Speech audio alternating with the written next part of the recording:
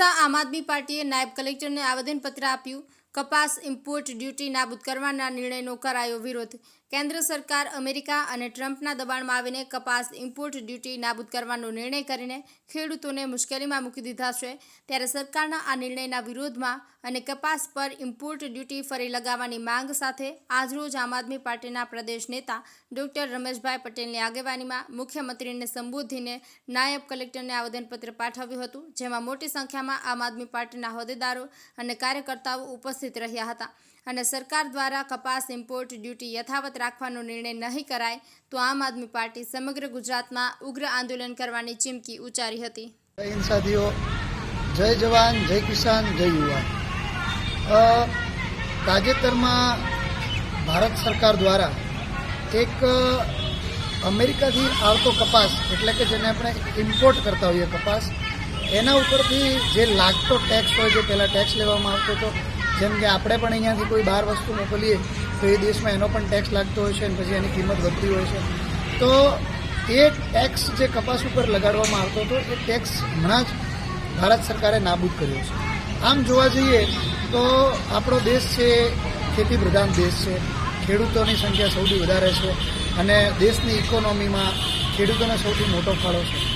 હવે પણ આજની જ્યારથી ભારતીય જનતા પાર્ટીની સરકાર છે છેલ્લા 10-12 વર્ષથી, ત્યારથી આમ જોવા જઈએ તો ખેતી પ્રધાનમાંથી ઉદ્યોગપતિ પ્રધાન દેશ થઈ ગયો છે।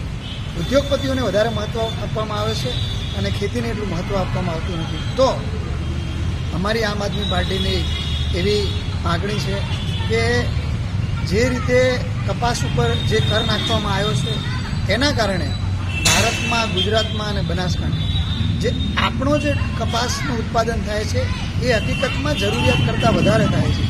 તો જો આપણો કપાસ છે, જે ભારત દેશમાં બનતો કપાસ, ભારત દેશમાં ઉગતો કપાસ છે, એનું પ્રોડક્શન, એનું ઉત્પાદન જો જરૂરિયાત કરતાં વધારે હોય અને તમે બહારથી કપાસ જે આવવાનો છે એમાં પણ ટેક્સ નાબૂદ કરી દો, એનો મતલબ કે સસ્તો મળે, તો આપણા જે ખેડૂતો છે, ભારત દેશના ખેડૂતો, ગુજરાતના ખેડૂતો અને બનાસકાંઠા ખેડૂતો, એમને જે કપાસ છે એ પાણીના ભાવે વેચવો પડશે। આઈડિયલી આમ તો અમેરિકામાં ખેડૂતોને 54 લાખ જેટલી સબસિડી આપવામાં આવતી હોય છે, એટલે એ તો સાવ સસ્તા ભાવે અહીંયા કપાસ આપશે। તો અમારી આમ આદમી પાર્ટીની સાથી અમારા વિજયભાઈ, સુભાષભાઈ, રાણાભાઈ અને બીજા અમારા આમ આદમી પાર્ટીના યુવાન મિત્રો, અમે સાથે મળીને આજે એક આવેદનપત્ર આપ્યું છે કે જે કપાસ ઉપર ટેક્સ પહેલાં લગાડવામાં આવતો હતો, જે ઇમ્પોર્ટ આપણે કરતા હતા એમાં જે ટેક્સ લગાડવામાં આવતો હતો એ ટેક્સ પાછો લગાડવામાં આવે અને આપણા દેશનો જે કપાસનું ઉત્પાદન છે એને પહેલું પ્રાધાન્ય આપવામાં આવે એવી લાગણી છે અને અમે આવેદનપત્ર આપ્યું છે। અને જો આમ નહીં કરવામાં આવે તો એક આમ આદમી પાર્ટી રાષ્ટ્રીય પાર્ટી તરીકે આવનારા સમયમાં આ જે નિયમ બનાવ્યો છે એનો મજબૂતાઈથી વિરોધ કરશે। જય હિન્દ, ભારત માતા કી જય।